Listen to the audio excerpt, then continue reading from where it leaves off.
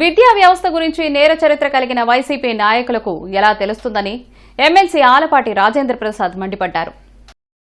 అరండల్పేటలోని TDP కార్యాలయంలో జరిగిన media సమావేశంలో ఎమ్మెల్సీ ఆలపాటి రాజేంద్ర ప్రసాద్, జిల్లా అధ్యక్షులు పిల్లి మాణిక్యారావు, దాసరి రాజా మాస్టర్ మాట్లాడారు.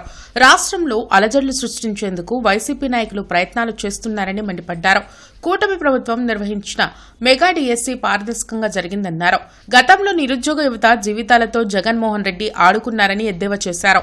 ఇరిగేషన్ మంత్రిగా పనిచేసిన అంబటి రాంబాబు పోలవరం గురించి అవగాహన లేక దాన్ని నాశనం చేశారని దుయ్యబట్టారు.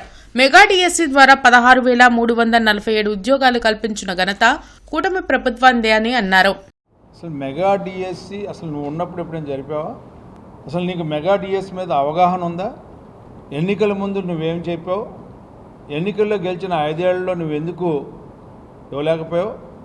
ఈ రోజున మెగా డీఎస్సీ ఎన్నికల ముందు ఏదైతే చెప్పి ఎన్నికలతో గెలిచిన తర్వాత తొలి సంతకం చేసినటువంటి సంతకం ఏంటంటే మెగా డీఎస్సీ. నీకు ఏం మాట్లాడాలో తెలీదు. ఇప్పుడే రాంబాబు గారి గురించి మాట్లాడుతూ ఉన్నాడు. నువ్వు పోలవరంలో నీ యొక్క ఇరిగేషన్ శాఖ మార్చులుగా ఉంటే నువ్వేం చేయాలో నీకు తెలీదు.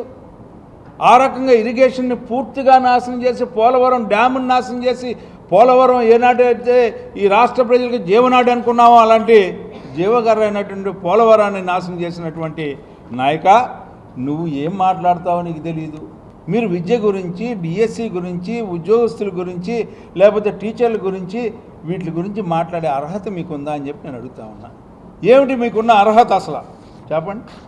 ఇవాళ మా కూటమి ప్రభుత్వంలో మేము చేసినవి మీరు ఏం చేశారనేది క్లుప్తంగా చెప్తాను. మెగా డిఎస్సి ఇస్తామని యువతను మోసం చేసిన ప్రభుత్వం మీదైతే 16,347 పోస్టులకి మెగా డిఎస్సిని అమలు చేసినటువంటి అమ్మ ఒడి మీరు ఒక్కరికి ఇస్తే తల్లికి వందనం ద్వారా ఎంతమంది పిల్లలు ఉంటే అంతమంది పిల్లలకి విద్య కోసం ఈ రోజున కరోనా సమయంలో మీరందరూ టీచర్లు, నేను ఇందాకే చెప్పాను, మద్యం షాపుల దగ్గర కాపలా పెట్టించారు. కానీ మేము సింగపూర్ పంపించాం.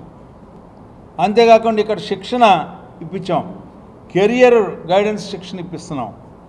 మీరు సీనియారిటీ జాబితా ఎక్కడ కూడా చూడాల 50 కోట్లు దోషిస్తారు.